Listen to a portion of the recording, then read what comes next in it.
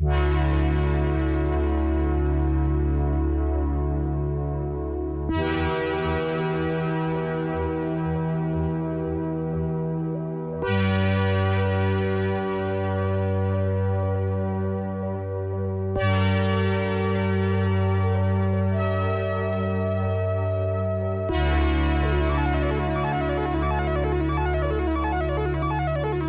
I started this channel, I expected I would get maybe 100,000 subscribers in about 5 years. A little bit more than 4 years later, I made it to 500,000. And a year and a half after that, we're here. Although this channel has exceeded my expectations, almost no part of it was easy. There were many problems I had to solve and many missteps and errors along the way, but I eventually found a path for myself. A type of content I enjoyed making, and you guys enjoyed watching. And now we're here, at 1 million subscribers.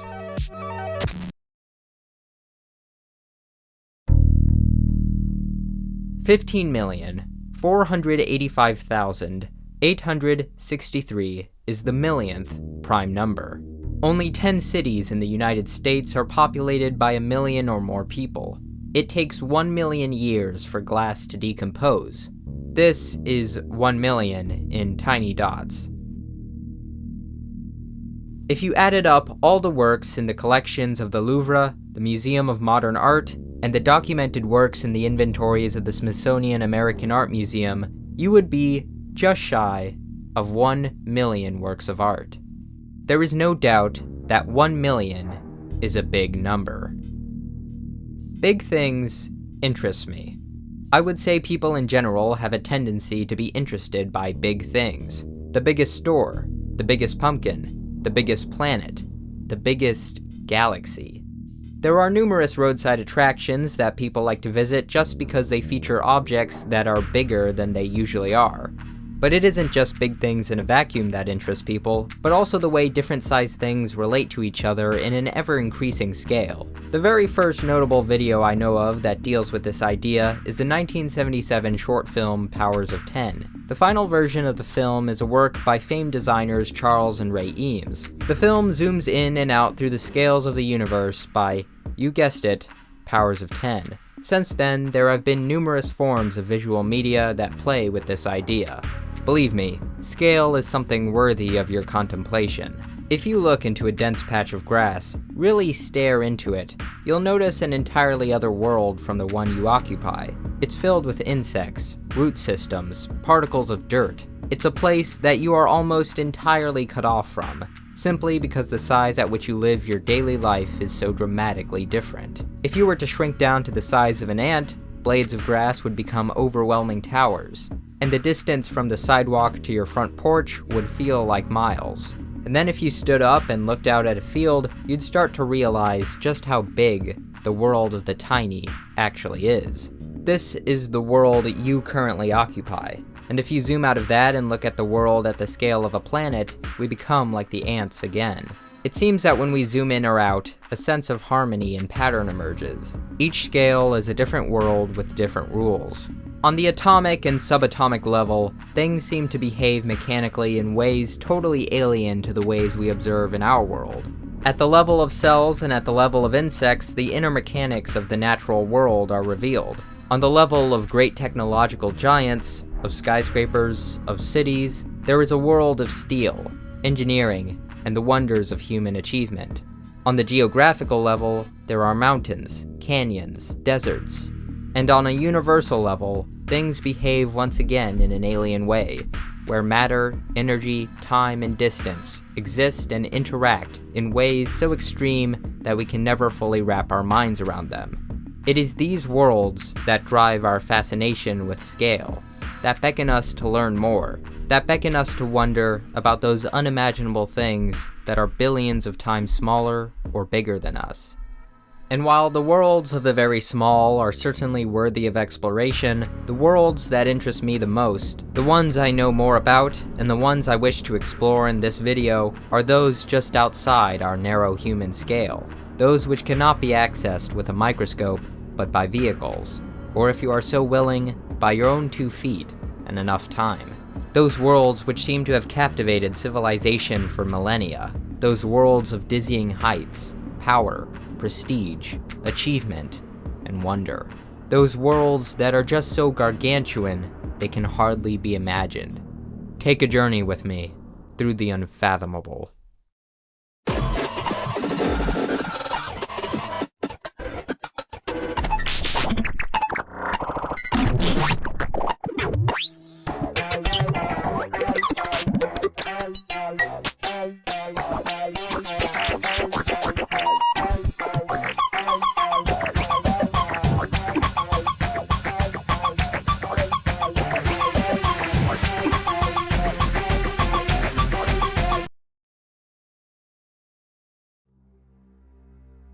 Before the great stones of Stonehenge were erected, originally on the site was a circle of 56 timber or stone posts. Ancient people used this as a cremation cemetery for hundreds of years, but at some point, someone somewhere thought it wasn't enough.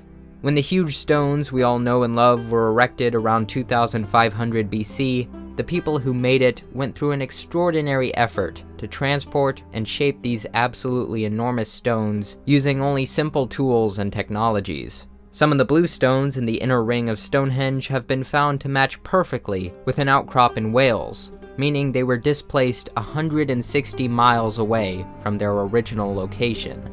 The entire operation would have required planning, organization, and collaboration on a massive scale. When the people of Rapa Nui first carved the now famous Moai figures, they didn't start out as enormous as we see them today. Early statues were far smaller, but over time and with advancements in technique, Moai were carved larger and larger. Most Moai are actually far taller than what remains on the surface. In fact, they kept trying to outdo themselves, attempting to carve them at such a scale that they eventually found their limit, leaving the largest Moai on the island, nicknamed El Gigante, still only partially carved out of the volcanic rock. If erected, it would have stood 72 feet tall. The Great Pyramids of Giza are some of the largest and longest-lasting ancient structures in human history. They've been here for 4,500 years, and they will likely be here for thousands more. It would take nothing less than a nuclear bomb, or the efforts of thousands of people, even with today's technology, to dismantle every one of the millions of blocks that makes up the burial complex in order to get rid of it.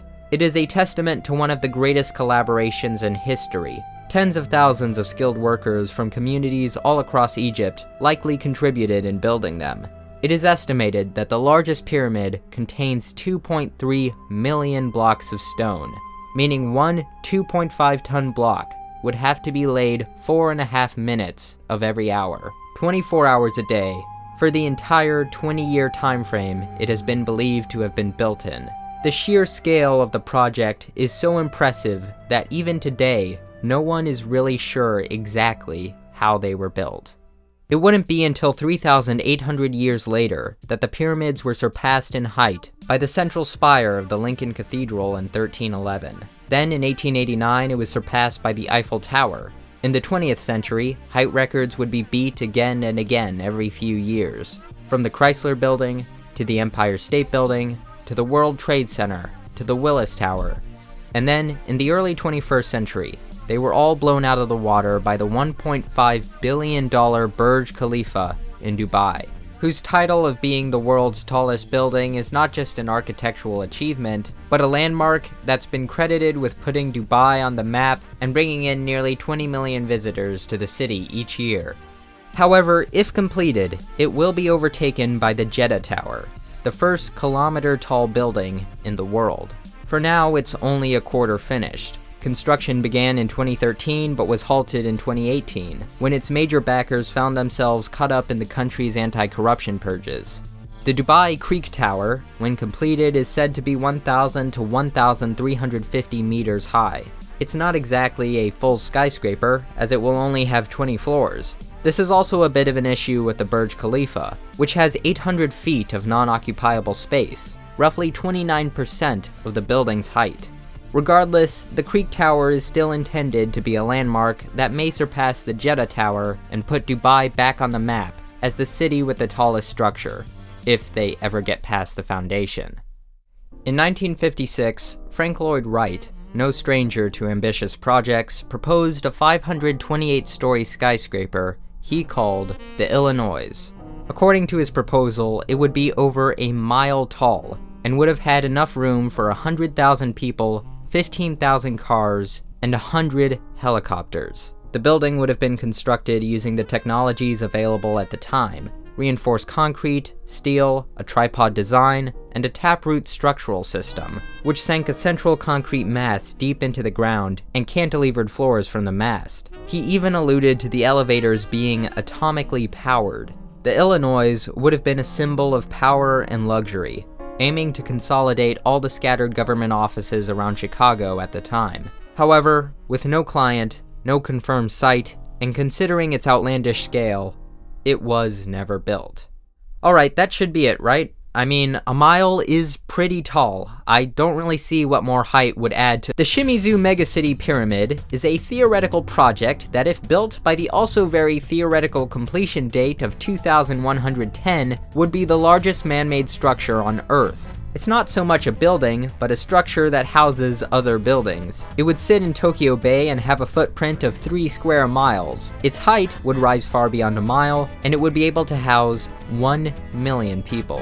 The Dubai City Tower is a 2009 proposal for a 7,900-foot building, making it almost 3 times the height of the Burj Khalifa and almost 7 times taller than the Empire State Building. The main elevator would be replaced by a vertical bullet train. The Exceed 4000 is a 2.5-mile-high conceptual skyscraper with a 3.7-mile-wide ocean base with a proposed capacity of 500,000 to 1 million inhabitants. The entire thing would use 3 million tons of steel. It was designed in 1995 with available materials in mind, meaning it could, in principle, be built today with a check of about a few $100 billion. Alright, that should do it, I think. The Tokyo Tower of Babel is a 6-mile-high building that, if ever built, is estimated to house 30 million people and take 100 to 150 years to complete. The cost would be in the trillions. It is the tallest building ever envisioned. Right next to my proposal for the Bigatron Skybuster, a 10-mile-high carbon nanotube structure which will house 50 million people and will take the fastest elevator in the world nearly 13 minutes to reach the top. The estimated cost is $2.3 quadrillion US. As I list these off, does it seem to anyone that these plans are getting a little bit ridiculous? This isn't anything new. Architects have proposed plenty of supersized, downright megalomaniacal structures before, and they are fun little excursions into the realm of dreaming about what human beings may be capable of if they ever want to build a ridiculously big building.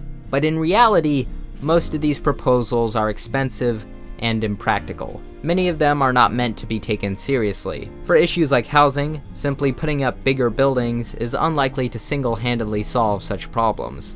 But buildings will get taller, and by extension, wider.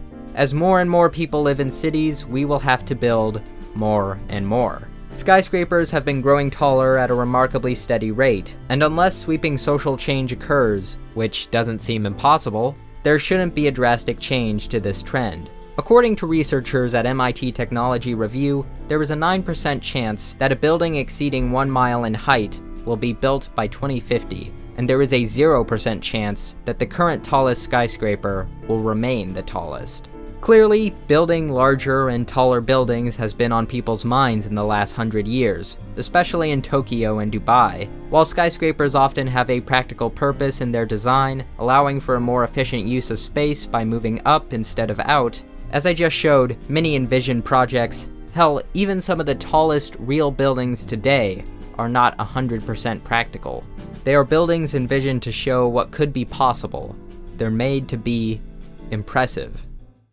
Creating large things, building big structures, or moving big items is one of the most enduring, widespread, and prevalent activities in human civilization. Throughout all of history, perhaps even before the development of agriculture, humans have been creating structures not simply because they need a place to sleep or because it serves some practical real-world function, but because they wanted to create a monument. But why? Why do we feel the need to keep building enormous things, especially things that serve seemingly no practical function? The pyramids did not shield the Egyptians from foreign attacks. They did not help their crops grow. Why have we, for thousands of years, gone through tremendous efforts to build big things? Well, I don't think there's just one answer. One of the first reasons is permanence. Basing things off of what survives in archaeology, there's several major ways to create something that lasts as long as possible. That is, if you also don't want it to be buried somewhere and forgotten by the world. One major way is to make it out of durable materials. Gold will not decay, but there's an issue in that since it is also very valuable, it runs the risk of being melted down and turned into something completely different. Stone might be the go-to for this. It can't rot, it can't catch on fire, it's heavy, and typically pretty tough. Another major way is to make it culturally important. It could be a religious artifact, a burial site, something that you instill with so much sacred importance that it will more likely be cared for and maintained, and is unlikely to be messed with as long as that culture is still around. And another major way is to make it big. It's pretty simple, really. You make something so big, so monumentally huge, that taking it apart would require nearly as much effort as putting the damn thing together in the first place. An effort that even your greatest enemies won't have the energy to go through. If you combine all three, you get some of the longest lasting structures in human history. Another reason to build big is that it's a sign of achievement, whether that be showing you are the most technologically advanced, or that you have enough resources to pull something off. It's maybe one of the most obvious and intimidating achievements a society can produce. The resources, engineering, and time required to build something very big, even if it's as simple as a mound of dirt, will signal to everyone that you or your society can pull off monumental feats. Another reason could be religion, spiritual reasons. Perhaps you believe by building something very high, you can become closer to the gods. Or if you build something very big, you can communicate to them from the ground to the sky. Or more simply, you want to commemorate your god or gods with something that will show others your god is the biggest, the most powerful, and the best. Another reason is unity. If you are to build something big, you're going to need people. Lots of people. And you will need those people to organize, to get along, and maneuver as one. Collaboration may help strengthen the relationship between your people and become a more successful society in the long run. It may instill in others a sense of purpose, inviting people to be part of something bigger than themselves. Another reason is awe. And this is the thing I want to focus on. There is an inherent majesty in the huge, no matter how primitive or ugly. The huge has a spiritual presence that can easily produce fear or respect. When someone looks down from a really tall structure, it can make one feel dizzy, disoriented, and fearful. But the same thing can happen when you get really close to a skyscraper and look up. It's basically the same, the perspective recedes in a similar way, the distance from ground to ceiling is still mind-boggling. Some monuments try and chase this tottering feeling. Perhaps because we live in a world with so many skyscrapers built for practical reasons that would rival important monuments of the ancient world, it isn't as amazing to see them. But the next time you are in the presence of a skyscraper, really look out at it. See how just amazingly huge that building is. How many times bigger it is than your puny human scale. Think about all the things that had to come together to create something that can be seen from literal miles away. Skyscrapers, utilitarian or not, represent the peak of current architectural ingenuity, the peak of industry, the peak of human building heights, the peak of clogging up the sky, creating great walls that block the sunlight and cast suffocating shadows. In the 1920s, Le Corbusier, an important leader of the modernist movement, designed the Radiant City, a blueprint for a perfectly ordered urban environment. Le Corbusier proposed demolishing 2 square miles of central Paris to build it. Everything built after would be symmetrical and standardized, identical, inhuman. I wouldn't describe the design as anything other than totalitarian. Unsurprisingly, it was never built, but its influence, like many things Le Corbusier did, can still be seen in modern architecture. The look of Gotham City we all know was influenced by the work of people like Hugh Ferris. Hugh Ferris was an architectural renderer and theorist who became famous because of his darkly dramatic renderings of skyscrapers, monumental blocks that rise out of the earth with a terrifying power. The worlds he envisioned included both spacious roads and dense, overlapping, overwhelming forms.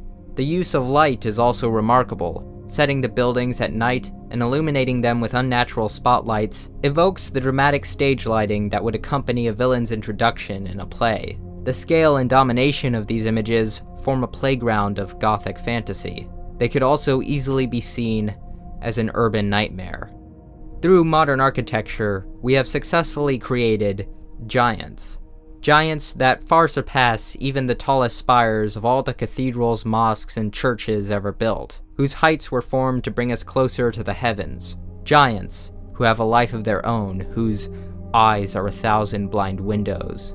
We've created things so big, they are no longer entirely within our control. That's a bit frightening, isn't it? Megalophobia is the fear of large objects. If you legitimately have this condition, being in the presence of large things can trigger fear and anxiety. The phobia is usually associated with things that are larger than they should be, like a larger-than-life sculpture of a human, or an animal grown to a size well beyond its normal, natural size. Like thalassophobia, I don't have this condition, although I do understand it. Although a phobia is irrational, a little bit of fear around big things is perfectly rational. A giant creature or a huge unstable structure could easily kill you. But also like the ocean, while I have a little bit of fear whenever I encounter big things, I also have within me feelings of fascination, curiosity, and respect. Humans are one of, if not the only animal that, as far as we are aware, can look out at, say, the Grand Canyon and appreciate it just for being beautiful. We can take time out of our cycles of eating, sleeping, and working to just look out at something, to contemplate it. We can look at nature as if it was a work of art. Even though I have a fair amount of misanthropy in me, I can admit that is special. In a sense, the Grand Canyon is a work of art, one that illustrates the sheer power of geographic scale. In this scale, things are typically measured in either miles or kilometers. For the longest time, I had a hard time really understanding how big a mile was. Yes, 1 mile is 5,280 feet. I've walked it, I've ran it, I've driven it several hundred times, but I could never really get the visual confirmation that satisfied me. So today, that's what we're going to attempt to do. So I just bought a measuring wheel that will be able to measure 1 mile by walking along the beach. I bought 2 poles and I cut out some cardboard pieces and some red tape that will be our visual signifier for the 2 ends of the mile. So what do you think about my next big video? I think this newest Solar Sands video has great potential for the future of humanity and the world. This video may take a long time, but it is going to deliver! Alright, I've taped up the signs and I think we're ready to go. So we're here at the beach. The sign is here. It's kind of an ominous red. I think some people think it's supposed to be a warning sign. I probably should have considered that. I don't know if it'll work. It seems pretty far. I guess we'll just have to see.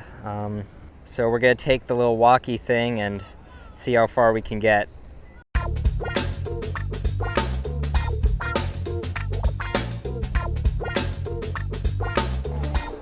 Okay, so we're at 2,826 feet.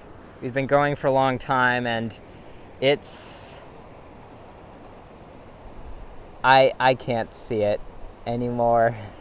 We saw like a red pixel for a little bit, but after that, it's just not possible. I don't think this is gonna work. I think there's too much crowded stuff or the signs just aren't big enough.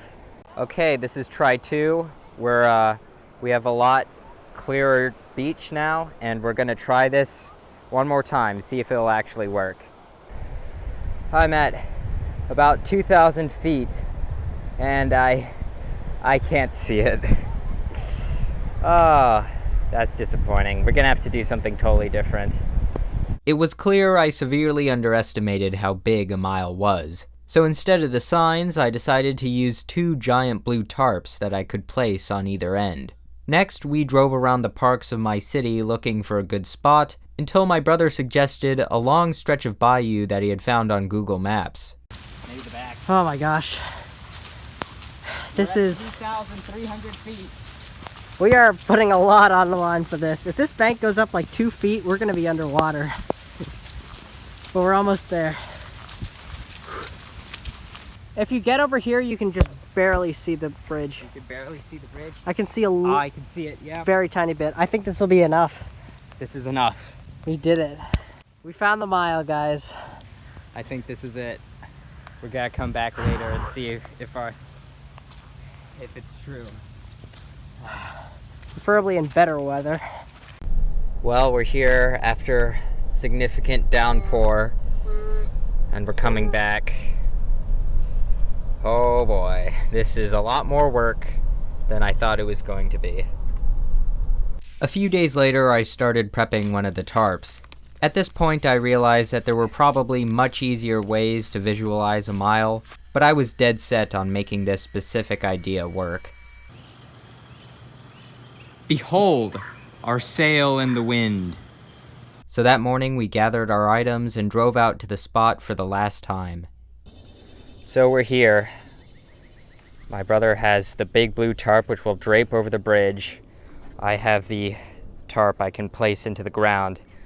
I really hope this works. It's a sunny day. It's in the morning, or more like noon now.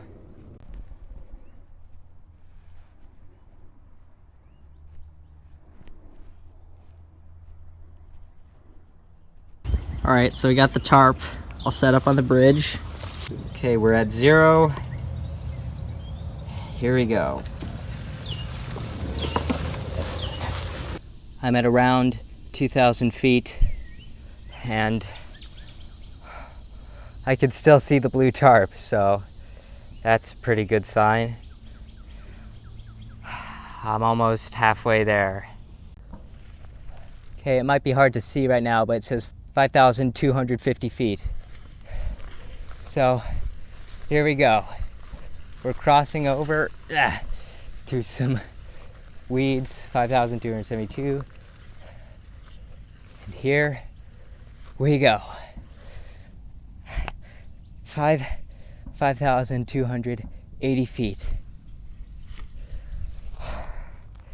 And I can see it. Oh, I can see a tiny blue pixel out in the distance. There it is. There's the bridge with the tarp. That is 1 mile. All right, so Solar has just called me saying that he has the second tarp up, and I think I can just about see it. I don't know if that'll come up on camera, but there's a tiny blue thing about the size of a postage stamp way out there. And he says he can see this, so that's a mile, I guess. All right, now I can definitely see it. It's that blue thing. While these bluish-gray specks may be unconvincing because of the camera quality, I can assure you when I viewed my brother's tarp in person, the bright blue could clearly be seen. Both tarps are roughly the same size, so my brother's view would have been about the same. I guess the lesson in all of this would be, a mile is a lot longer than you think. Okay, it's official. I just called my brother, he can see the tarp, and I can see his.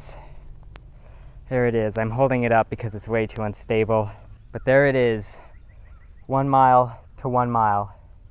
What we just did took a bit of work. In fact, if I was a little bit more pretentious, I would call these 2 tarps my work of art. Solar Sand's 1 mile conceptual sculpture. But there's works of art out there that are far longer than a mile. What is the biggest work of art? In order to answer this question, a few caveats have to be established. If we define art as anything people have made, then the largest work of art could easily be a city or the Great Pyramids of Giza. No, what I want to focus on for now is what people traditionally think of as a work of art, something made with no other particular purpose than to evoke an emotional reaction, the kind of thing that could be hung in a museum, or could be constructed by people who say, "We intend to make a work of art and call it a work of art when it is finished." Even if we narrow this definition down, we're still left with plenty of candidates. The largest paintings in art history vary dramatically in theme. From Monet's Water Lily series, to The Birth of Venus, to The Night Watch. The largest painting in the Louvre is Paolo Veronese's The Wedding at Cana, a 22-foot by 32-foot Renaissance-era canvas. There is a certain point when you scale up a canvas that the painting no longer becomes a window into a scene, but is instead allowed to envelop the viewer. Landscape artists used this to their advantage for a while, and for the abstract expressionists, huge canvases was one of the few unifying elements of their movement. Large canvases allowed viewers to become surrounded by their expression, and allowed them to take in the work bit by bit. In 2020, British artist Sacha Jaffrey created the world's largest painting, The Journey of Humanity, a 17,000 square foot canvas painted with splashes of color and dripping, as well as incorporating images children around the world had submitted online. The work took 7 months to complete in the ballroom of a luxury hotel in Dubai, and is set to be projected onto the Burj Khalifa. I don't think I need to tell you why that building is significant. Then there are paintings that depict monumental subjects, the rise and fall of civilizations, famous scenes from history, landscapes and architecture. Etienne Louis Bouet is one of the most visionary and influential architects whose grand designs were never built. His neoclassical visions of libraries, cenotaphs, and operas are pure architectural imagination gone wild. Ceilings rise to dizzying heights, forests of columns stretch on and on, people become insignificant ants.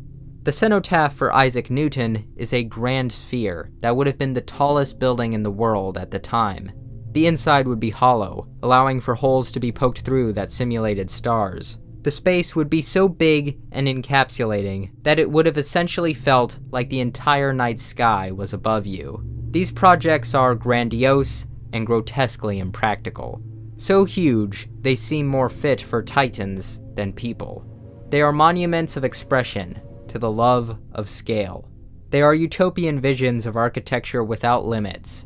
They are dream worlds that could be explored and experienced endlessly. Such architecture can also be seen in the work of English Romantic painter John Martin. John Martin's works have an incredible, apocalyptic sense of scale. He was often a painter of historical and religious themes, grand biblical events, as well as historical cataclysms. You can look into these pictures forever, as it seems like the entire Earth, hell, even a planet bigger than Earth, is collapsing around you. Violent storms take up most of the scenes as tiny figures clamber for survival. He also made engravings and mezzotints. In Satan Presiding at the Infernal Council, Satan sits on a blocky throne on top of an enormous sphere, as the sheer distance of the space is hinted at by glints of columns and chandeliers. One of my favorite paintings of his is Belshazzar's Feast, a scene of the biblical story where the king Belshazzar sees the writing of God on the wall of his palace. This open-air palace is imaginatively exaggerated in scale. Look at the back of it, how those hundreds of columns seem to stretch for infinity. Think about how lost you could get in such a place. Above, you can see the faint shapes of two monstrosities of buildings, a ziggurat on the right, and the Tower of Babel on the left. The work was very successful at exhibitions, and helped inspire many other grand scenes. In one of his later paintings, Pandemonium, John Martin renders the long, neoclassical capital of hell in all its twisted glory, as the landscape churns with fiery death. Such a structure cannot even fit on the canvas, and extends into the darkness of an everlasting hell. The Nazis were fond of monumental architecture too.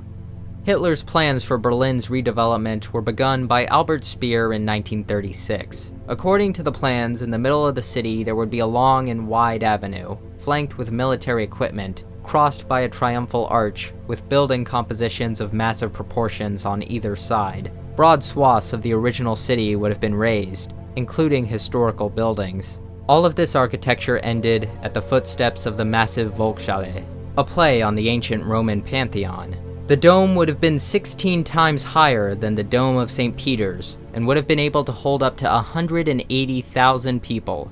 It is said that the dome would be so big inside that when it was packed with chanting Nazis, their breath would have caused condensation to form on the underside of the dome. This could have even formed clouds that allowed rain to fall on the crowds below. If you feel seduced by its size, even impressed, despite their ideology, that was certainly their goal. The Great Hall would have been a monument to German supremacy, a building born of Hitler and Albert Speer's insane ambitions, a symbol of overwhelming power and domination. Sometimes, evil is glorious. The scale of architecture can easily make us feel small. While buildings are designed in relation to the human scale, oftentimes their sheer size can make us forget that. But what about the scale of the human body itself? There's a lot of jokes about men's height, how short men are called manlets, how they will never achieve female companionship. The Napoleon complex is a popular belief that short men tend to compensate for their lack of height through aggressive and domineering behavior. However, Napoleon himself was probably of average height. According to French sources, Napoleon was just an inch or so below the average height for the period, coming in at 5 feet 5 inches. The myth of his shortness was likely popularized by propaganda, namely caricatures depicting Napoleon as a short, raving man. But how important is height really? According to several studies done within the past few years, in general, both taller men and women are considered to be more dominant, healthy, intelligent, are more likely to be chosen for competitive jobs, and earn more money. It also seems that indeed women care more about height than men. In one US study, 13.5% of men only wanted to date women shorter than they are. 49% of women only wanted to date men taller than they are. A second part of the study found results that were similar. Taller people even seem to be happier. According to a daily US poll, tall people evaluate their lives more favorably, and are more likely to report a range of positive emotions, such as enjoyment and happiness. The optimistic person may say that height doesn't actually matter that much. There's plenty of fish in the sea that don't care about superficial things like that. And maybe that's true, but if you're short and planning on running for president, you might want to reconsider. Throughout US history, there has been a slight tendency for the winner of the presidential election to be taller than their opponent by around half an inch. Furthermore, it has been 125 years since we elected a president who was shorter than the national average of the American male at the time. Still, there are some downsides to height. Taller people are likely to be more clumsy, will have more distance to fall if they lose their balance, and are more prone to injury. Because a larger body will burn more energy, buildup of toxic byproducts can contribute to more wear and tear. But that doesn't change the fact that the public perception seems to be biased towards people of higher stature. It seems that when it comes to judging people by height, we are a lot more shallow than we may believe. When we make statues of important people, often they are larger than perfectly life-size. To be big is to be powerful, influential. 3 of the top 5 biggest statues in the world are of Buddhas, and all 5 have been completed within the last 30 years. The tallest, the Statue of Unity, depicts Sardar Vallabhai Patel, who served as Deputy Prime Minister and Home Minister of India during the first 3 years of Indian independence. The statue was completed in 2018 and stands 597 feet tall. A detailed 3D scan of the largest initial version of the statue was used to create the 6,500 bronze plates that make up the outer shell. The statue is so big, it can be seen from over 4 miles in any direction, and even just its toes tower over the average person. Since it was commissioned, it has been heavily criticized for being a waste of taxpayer money. However, considering all the engineering steps taken to make it impervious to winds up to 110 miles per hour, and earthquakes measuring 6.5 on the Richter scale, as well as the immense effort someone would have to go through to dismantle it safely, there is little chance it will be gone anytime soon. Whether people like it or not, by consequence of its sheer size, it is here to stay. Monumentality has surprisingly become even more prominent in contemporary art. In fact, the largest works of art ever are likely to be completed in our lifetimes. In land and environmental art, the opportunities for large works of art are even greater. Christo and Jean-Claude were masters of monumental environment art. Christo started with wrapping small objects like cans and cars, but in short time, the scale would drastically increase. Oil barrels and fabric would become important mediums. One of the duo's first works of art, the Iron Curtain, was a wall of 89 oil barrels stacked nearly 14 feet high, a work that closed off a narrow Paris street for several hours. The barrier was made to protest the Berlin Wall, which had just been built a year earlier. Throughout the late 60s, the duo would wrap buildings like museums in thousands of square feet of fabric. This practice turned their attention to shaping and changing the environment around them through extensive planning and logistical feats. Wrapped Coast is the beginning of their truly huge environmental works. The work used 1 million square feet of fabric, 35 miles of rope, and 25,000 fasteners to wrap a 1.5 mile long section of the Australian coastline. The work transformed the coast in a fundamental way, removing color and texture, removing the familiarity of a familiar natural setting, turning a real coastline into bare shape and form. Much like a bare 3D model, it remained wrapped for 10 weeks. This use of fabric would continue with Valley Curtain, a 200,000 square foot orange nylon fabric curtain hung between two Colorado mountain slopes. It was removed only 28 hours after its completion, but if you were lucky enough to have seen it, you may have thought you were hallucinating, as this huge, undulating orange crescent highlighted the landscape. Their works, it seemed, would only get bigger. Running Fence, consisting of an 18-foot high fence of white fabric that stretched for over 24 miles across the hills of Northern California, was not only maybe the longest work of art ever, but also one of the most difficult to get approved. The entire project required 42 months of collaborative efforts, including rancher participation, public hearings, 3 sessions at the Superior Courts of California, and the drafting of a 450-page environmental impact report. Many of their works went through similar amounts of scrutiny by authorities. The work was a seemingly endless contour of the hills of the Sonoma and Marin counties, a ribbon of light that would have been visible for miles for the 2 weeks it was allowed to stay up. The fence began near Highway 101 and ended in the Pacific Ocean. The fabric works would continue, wrapping walls, wrapping coves, wrapping trees, surrounding islands. In the gates, a series of 7,503 saffron-colored fabric gates were installed in New York Central Park, weaving between the trees like a golden river. Jean-Claude died in 2009. Christo would continue the art under the duo's name, with works like Floating Piers in Italy, a huge dock of yellow fabric, carried by a system of 220,000 high-density polyethylene cubes. The oil barrels would eventually return. The London mastaba was a temporary sculpture in Hyde Park, comprised of 7,506 stacked oil barrels on a floating platform. The sculpture weighed 660 tons, and its footprint covered approximately 1% of the surface of the lake. In 1977, after Running Fence was completed, an even more monumental sculpture was conceived. A mastaba, to be placed in Abu Dhabi, made out of 410,000 oil barrels. If completed, it will be 492 feet high, just slightly taller than the Great Pyramids at Giza, making it the largest single sculpture in the world. Christo died in 2020, a little bit more than a year from today, but the foundation continues. Throughout their careers, the pair never received outside funding. All their financing was made through the sale of their own artwork. According to their website, with every project concerning the environment, the works were designed to be removed without a trace. All sites were returned to their original condition, except in one case where 40 tons of garbage was removed from 11 islands in surrounded islands.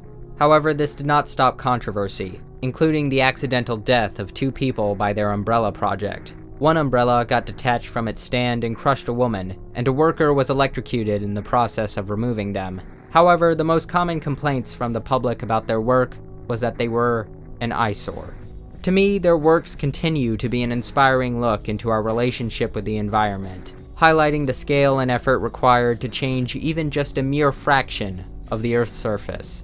Christo and Jean-Claude made works monumental in size and were monumental in character.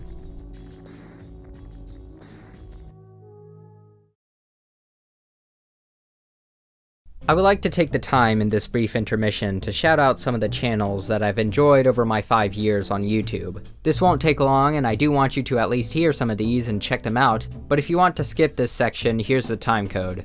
The first channel is Model Chili Scale Models. Watching this guy paint and construct models over several hours is surprisingly both entertaining and satisfying. He has a very soft, easygoing voice and commentary only when necessary, which makes his videos very relaxing. Autechre Films is a history channel whose most famous videos are Civil War related, but don't let that overshadow all the other videos which go into those lesser known stories from history. He puts in a tremendous amount of work into these videos, and that really needs to be more appreciated. Art History with Travis Lee Clark is exactly what it says. There's a lot of great art content on YouTube, but not much of it comes close to the amount of information and entertainment that one college professor with a bunch of slides and a digital pen can bring. I would just start with the first video on the channel and continue up. A lot of you probably already know Emplemon. He's not a small channel, but if you don't know him, he's an excellent YouTuber that can make pretty much any subject interesting, even if you don't care about it. Solid Brick Studios makes a bunch of LEGO content, including these mind-blowing mocks. He's currently in the middle of a Geonosis mock, which updates every week. And finally, Theremin Trees focuses on going in depth about the nature of abuse, manipulation, and dogma, and has many very strong videos demonstrating how most religious organizations are not that great. He also has an extremely unique visual style I haven't really seen anywhere else. In 1972, Michael Heiser began his colossal work, City, a project he continues to this very day. He's been known as a major environmental artist for most of his career. Some works you may recognize are Double Negative, an earthwork consisting of a 1,500-foot rectangular cut across the top of a mesa, and Levitated Mass, a 340-ton granite boulder, which took 11 nights to transport over the 105 miles from quarry to museum. City is a work more comparable to an architectural complex than a sculpture. City is mostly made from materials on site, dirt, rock, and concrete. Its layout is informed by pre-Columbian ritual cities, and since 1972 has turned into a vast, sprawling park of mounds, blocks, triangles, and negative space. It's been under construction for 49 years and has shrouded itself in mystery, with the help of its remote geographic location and Heiser's secrecy. Michael Govan, the director of the Los Angeles County Museum of Art, said back in 2016 that the site would admit its first visitors from the general public in 2020. At this point, it seems more likely Heiser will die before it is called complete. It is currently the largest piece of contemporary art in existence. If you were to explore City, it would probably take you several days to become acquainted with it, to see all its sculptures, to walk past all its major mounds. If you really wanted to know it, you would have to spend several days exploring every detail of its forms. If you really wanted to know everything about it, from the technical construction, to the changes it underwent, to the tons of material that has ever been moved on the site, if you really wanted to know about a project that big, you would need several weeks. What does it mean to know something? When someone says they know it like the back of their hand, that's a pretty understandable saying, because the back of your hand is this small fleshy thing that's usually right in front of you all day long. People feel that they know their hand exceptionally well. But what does it mean to know your house? Well, in this case, people also think they know their homes pretty well. But we'd be kidding ourselves if we thought we knew our homes to the exact same extent as our hands. You probably don't know the exact placement of every piece of furniture, every outlet. Have you ever been on a cruise ship? You're usually on one of those things for 5 days, and the entire time you're doing activities, running around from floor to floor, eating meals, and playing games. I was on a cruise ship once. I explored it for 5 days, and by the time the 5 days were up, there was still probably a quarter of the ship I had never even stepped foot in. Some of that was areas that only employees could enter, and the others were just places I didn't get to go to. 5 days, mostly exploring, and I still didn't really know all the rooms and areas it had. I still hadn't given even a moderate amount of attention to hundreds of elements. That's what happens when you try to know something that enormous. But what does it mean to know your city? I live in a pretty big city, and there's many hundreds of buildings and streets I will probably never drive down, never visit. And yet I feel like I know my city. I really only know some parts of it in detail, and how they connect with other detailed parts, but as a whole, I really don't know my own city. Most of it is just a concept, an idea of a city that contains thousands and thousands of elements that I will never explore in detail, and yet exists in some abstraction in my head. The parts that are missing are just imagined based off of what I do know. I have an illusion of knowing what my city is.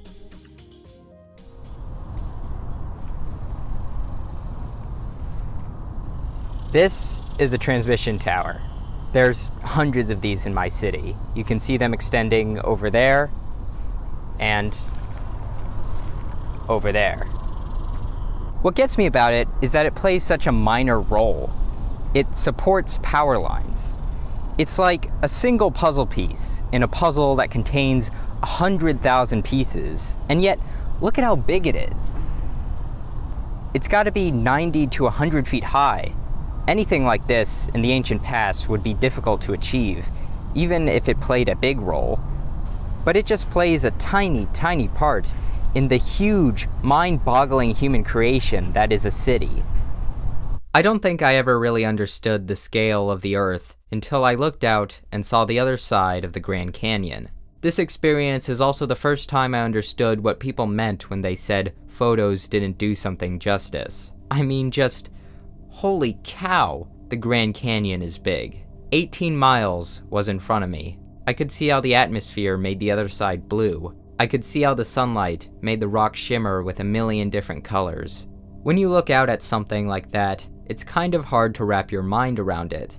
When things get that big, that huge, it challenges what it means to know something. I don't know the Grand Canyon, and I don't have an illusion of knowing it. I've only gone down a few of its trails, I've never reached the bottom, and I've never actually touched the other side. But even if I did hike every trail, even if I did walk along all its serpentine cliffs, a process that would take several months, I think I would still fall short of truly knowing it. There would still be places that are untouchable, or require immense difficulty to get to. Again, I would just have an illusion of knowing it. And that just leaves me to ask, how well do we know the Earth? Humanity thinks it knows the planet Earth. We've migrated across this planet's lands for thousands of years. We've compiled tales from adventurers and explorers over hundreds of years. We have scientists who tell us about the state of its climate, but we don't know the Earth. Much of the Amazon basin remains unexplored. More than 80% of the ocean remains unexplored. There are cave systems that bend, twist, taper, and sprawl out in such extreme ways, we might never be able to explore them by foot. Even in the year of 2021, satellite imagery discovers new things. The Earth is simply too big for anyone to ever possibly traverse even its surface before they died. There comes a point where something becomes so big and complicated, it is practically unknowable. We can only understand it in broad classifications. The Sahara Desert, a planet, the solar system, the Milky Way galaxy. Trying to understand something that big is like trying to imagine living for 1,000,000 years. You simply can't. It's beyond our capabilities. It's beyond our narrow human experience. Fiction, however, allows us to explore the world of the huge with more freedom. Star Wars has always had a good sense of scale. From the very first scene, we see the tiny Tantive 4 being chased by the underbelly of the gargantuan Imperial Star Destroyer. This scene establishes one fact, that the Empire is huge and intimidating, and their ships are huge and intimidating. The classic Imperial Star Destroyer is one of my favorite, if not my favorite ships out of all of Star Wars. I've always associated the Star Destroyer with scale as the wedge-shaped giant that could never be surpassed, until of course, it was. Its iconic wedge-shaped design is surprisingly simple, and it feels believable, even though if you analyze it as a serious space warfare vessel, it probably wouldn't make a whole lot of sense. Almost all of the spaceships in Star Wars are well designed. Their shape language is so perfect, their silhouettes so easy to recognize, and the sheer imagination and diversity of designs is, well, even though Star Wars may be the most overappreciated franchise in history, I still feel like these designs aren't talked about enough. My love of them is deepened further by this book, Star Wars, The Essential Guide to Vehicles and Vessels. This was one of my favorite childhood car ride reading books, and I remember it being kind of hard to find. I had initially flipped through the Droid version at a stand before, but couldn't buy it, so I searched for it at any bookstore we visited, until I eventually found it again at a half-price bookstore. This then led me to the ship version. What I like about this book is the ships are presented in a bare-bones, sketchy way, with accompanying orthographics which adds this touch of realism. They're presented as if they were at one point actually manufactured. All the illustrations are detailed and dynamic, but I think my favorite is of course, this one. I love this tilted angle, like the Star Destroyer is careening away from a high-powered laser beam. You can feel its weight. When I look at this thing, all I want to do is zoom in on those tiny, tiny specks of light, which I can only assume are windows, and think to myself, I could spend weeks exploring this vessel. Unfortunately, we never really got to see the inner workings of it in detail in the original films. We saw the bridge at a few points and maybe a hangar bay, but surely there's more to it. There has to be hundreds of hallways and rooms to maintain and run this vessel. What on earth would those look like? I always romanticized it like a cruise ship. I wish I could spend a few weeks exploring every room, every turn, every part of its labyrinth. When I look at concept art for huge futuristic structures, sometimes I wonder what would happen if I did have the time. If I could live the lifetimes required to explore and know these vast complexes, how they were built, what details could be discovered, and the kinds of events that occurred in them.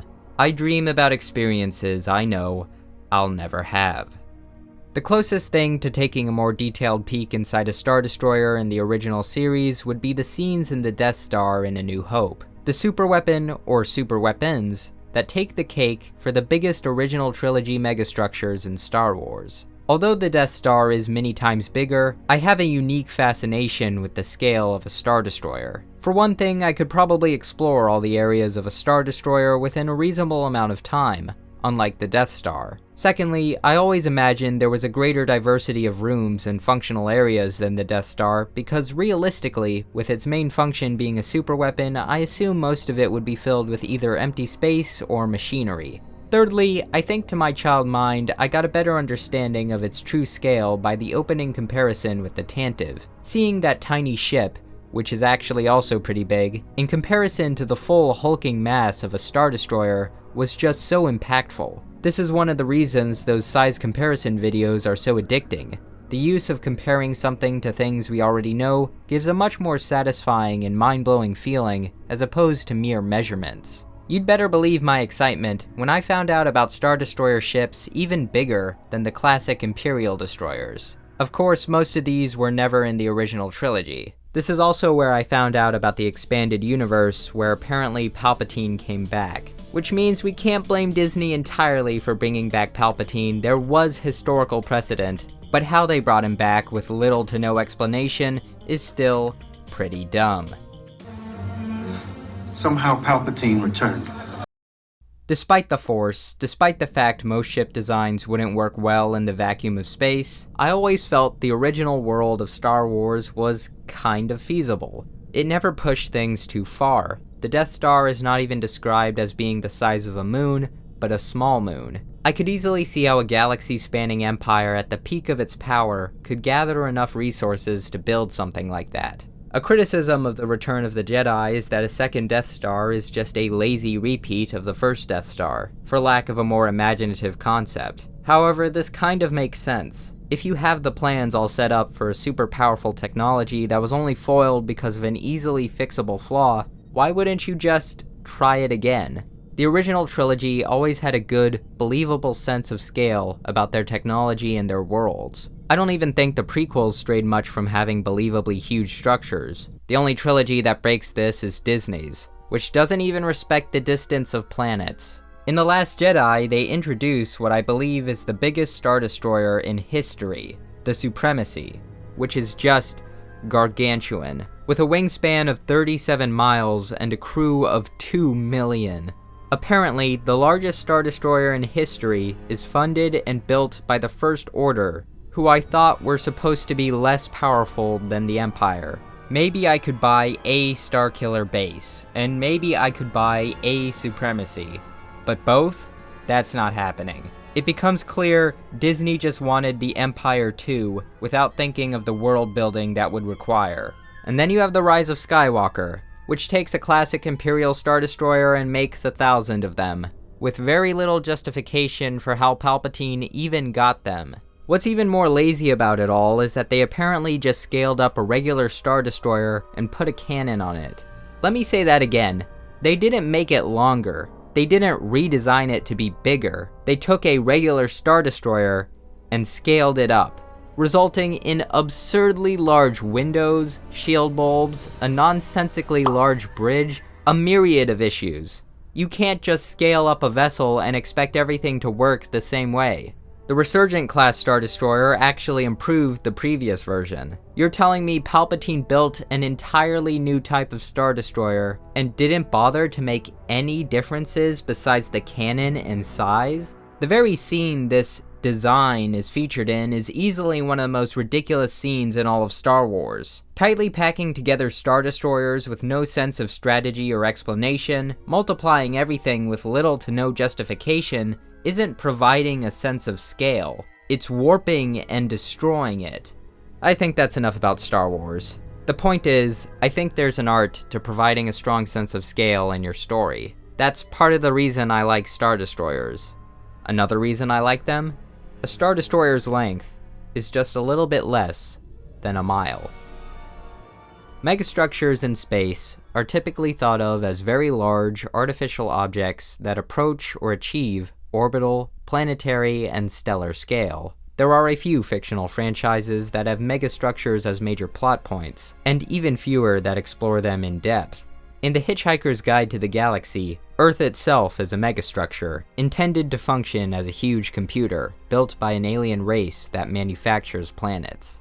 The video game franchise Halo is filled with megastructures. The Halo rings, from which the franchise gets its name, are massive habitable superweapons 6,200 miles in diameter. These are dwarfed by the Ark, a structure which uses planetoids in the center for material for building halos. In the Sonic series, there is the Eclipse Cannon, capable of destroying planets and piercing stars.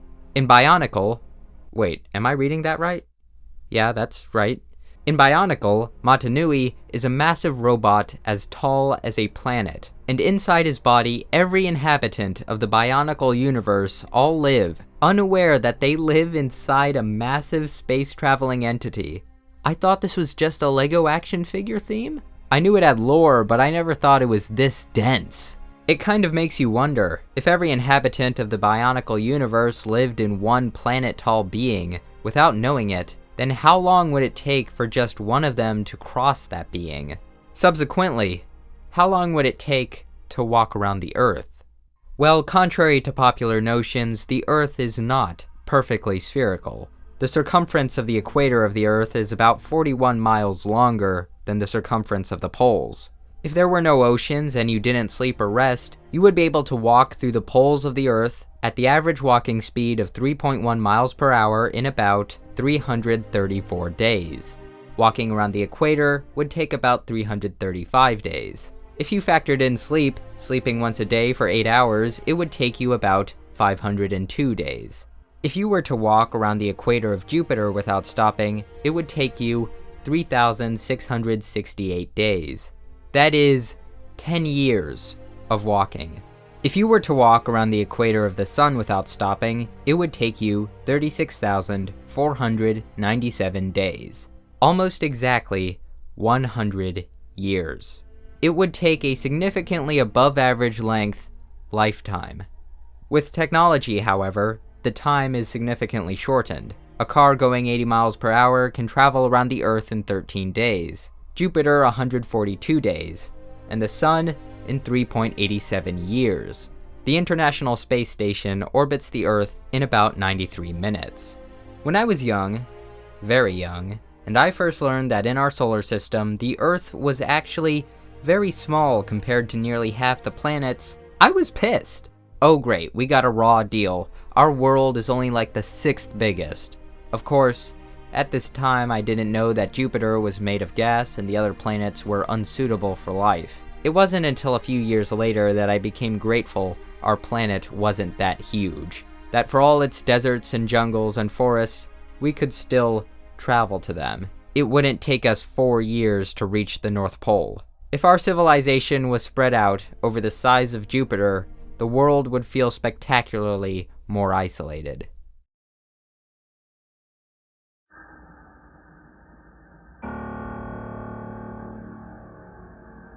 The story in the manga Blam is very simple. A character by the name of Killy makes his way through a vast megastructure in search of the net terminal gene. Along the way, he encounters safeguards, other people, and all kinds of enormous constructions. Many would describe the genre of Blam as sci-fi cyberpunk. I would also describe it as apocalyptic horror. Many would say the main character of Blam is Killy. I would also say it is the city. While there are extravagantly designed monsters, cool technologies, and a few other characters, the main attraction of the series has to be the all-encompassing architecture of the city. So many pages are dedicated to Killy just walking through it, walking down its hallways, climbing up its towers, getting knocked around a structure that never, ever ends. Oh, spoilers I guess from here.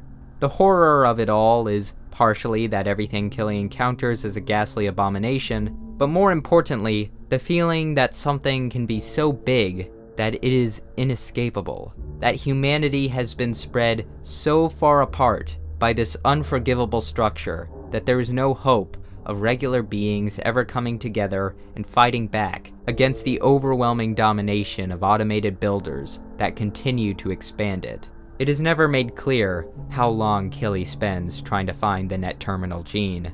My guess is that he walks through the city for hundreds, if not thousands of years. At some point in the story, there's this very short scene where he takes an elevator with an AI. The AI says, "Your destination is updated to block 40-7KE. Distance is about 780 kilometers. It will be at least 800 hours. For those of you who don't know, that's about 33 days. That has to be but a tiny fraction of the time Killy has to wait. At some point, a room is revealed to have a diameter roughly the size of Jupiter. In the prequel Noise, it is revealed that the megastructure at one point swallowed the moon and kept continuing. The structures he encounters are nothing short of tremendous sculptures carved by the pen of Tsutomu Nihei. Great giants formed by builders with defective ideas of habitable architecture, who create stairs and hallways that lead nowhere, that create dangerously high walkways with no railing. And throughout your journey through this 3D labyrinth of nonsense, the prevailing thought on your mind is this world is just too big to ever be known.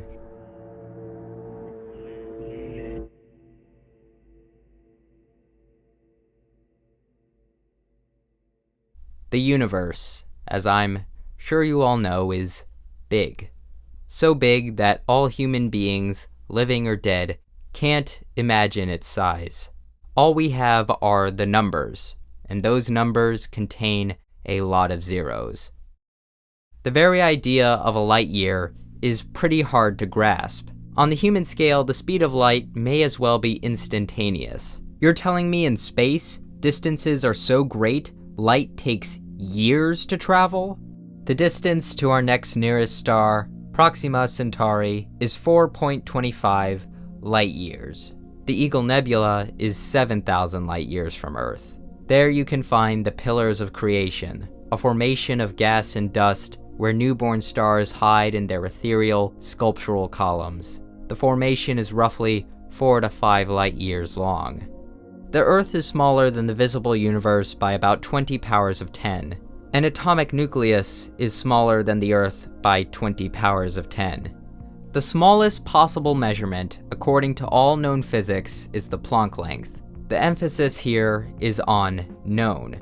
According to the Fermi lab, if it turns out that at very small lengths, some other version of quantum mechanics manifests itself, or the law of gravity differs from our current theory, the argument falls apart.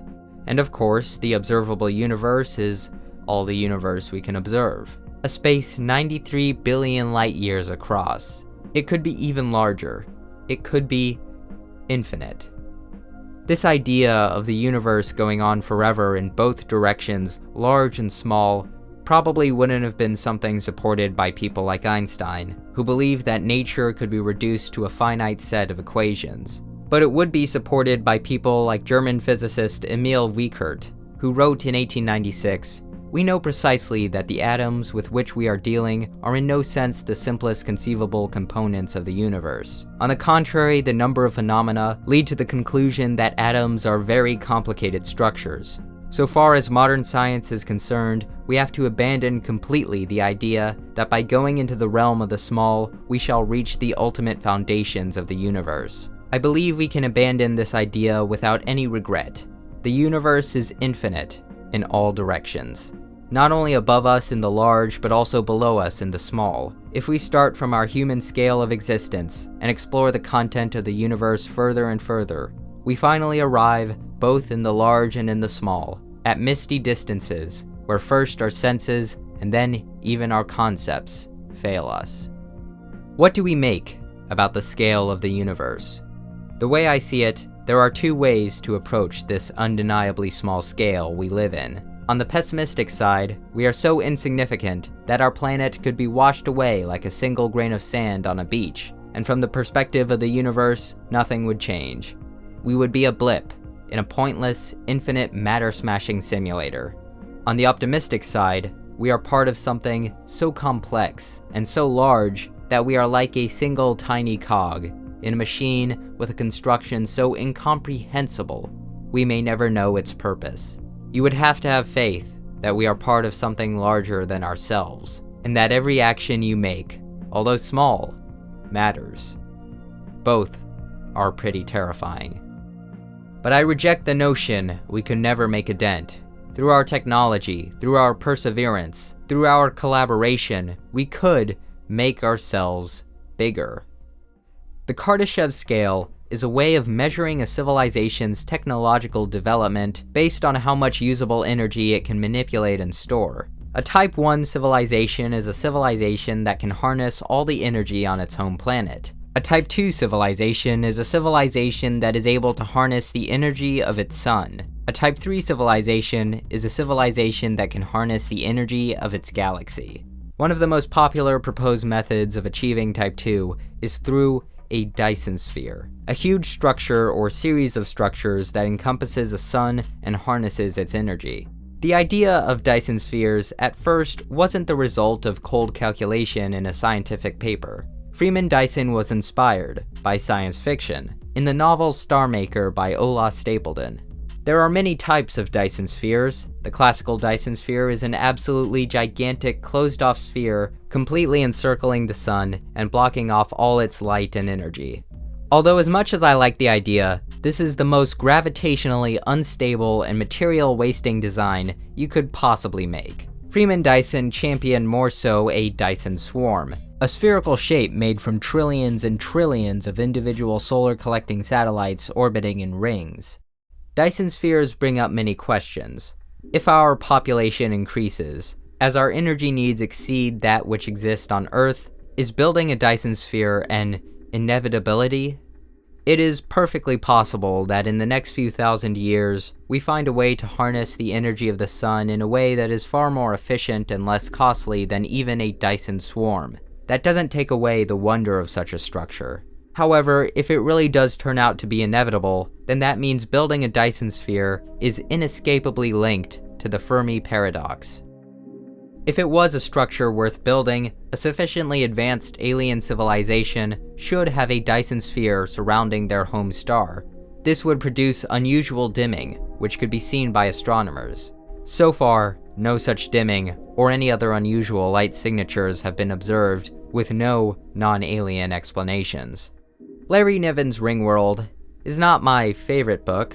I think there was a lot more focus on characters than I expected, but when it does talk about the Ringworld, the details are fascinating. In the book, a group of 2 aliens and 2 humans embark on a mission to visit what is essentially a thin slice of a classic Dyson Sphere. A continuous ring with continents and oceans on the inside with a circumference of 600 million miles. The outside of the ring is not flat, but dented with a myriad of shapes, indentations for mountains, and bulges for oceans. An inner ring is formed of shadow squares that rotate within the outer ring to produce the cycles of day and night.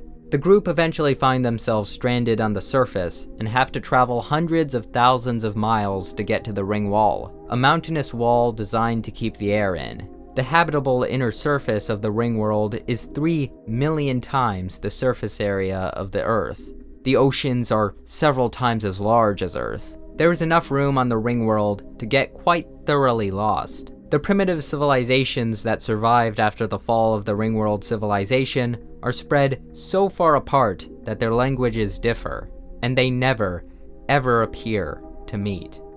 A Dyson Sphere shell built to the size of Earth's orbit would have an interior 600 million times the surface area of Earth. An area so large that if you spread everyone, all 7.9 billion people out equally, every person would have an area 6 times the surface area of the United States before they ever saw another person. This is the kind of phenomena we'd have to deal with if we ever approached building something as big as a Dyson Sphere. I think, to keep ourselves mentally healthy, we would choose to build habitable structures only as big as the planet Earth. Whatever form the Dyson Sphere takes, it will inevitably be the biggest structure in human history up to that point. It would require engineering feats on a level that's hard to imagine. It would require the dismantling of planets such as Mercury, which is rich in iron and oxygen. It would require automation, producing robots that would build other robots to build components for the Dyson Sphere. It would probably require an AI to gather materials and organize those millions of building robots. The origins of the megastructure in Blom is, like many things in the story, never made clear. All that is said is that an AI has lost our control and builds the megastructure endlessly. But I think the only thing that makes sense, the only reason human beings would create an AI with such powerful building capabilities and then would allow that AI to create something that huge without us finding out something went wrong until it was too late, is an AI originally made to build a Dyson Sphere.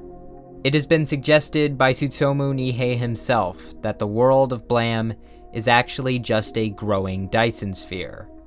If you were to walk around the equator of a Dyson Sphere without stopping, it would take you 21,500 years. If we are to ever build a Dyson Sphere, let's hope we have good control of whatever tool we use to build it. It seems that if we are to advance, to colonize space, to gather energy, to create the technology that will propel us into a new era, we must build bigger. A Dyson Sphere is one of the most extreme examples of this, but things like O'Neill cylinders, large rotating habitats that produce artificial gravity, and huge colonizing spaceships may also be inevitable. The construction of such space vessels would likely require the collaboration of billions of people in a world that has far surpassed the petty squabbles that currently take up our day-to-day lives. The construction of a Dyson Sphere would not only be a great technological achievement, but possibly the greatest and last human collaborative achievement before our race splintered out and spread across the galaxy. The primary purpose of a Dyson Sphere would be to accelerate our energy harnessing abilities, to bring human civilization to the next level. But do you think we as human beings would leave it at that? Do you think we would build the biggest thing in the solar system and leave it at that? If such a thing was ever built, it should be beautiful. It should be built as a monument to human collaboration, to human achievement, to all the scientists, to all the animals we experimented on. You'd better believe it'd be a monument to the solar system once we're done with it. It would be a monument to all the great movers that came before, to all the stories and art that helped us persevere through the challenges of life, to awe. It would be a monument to everything.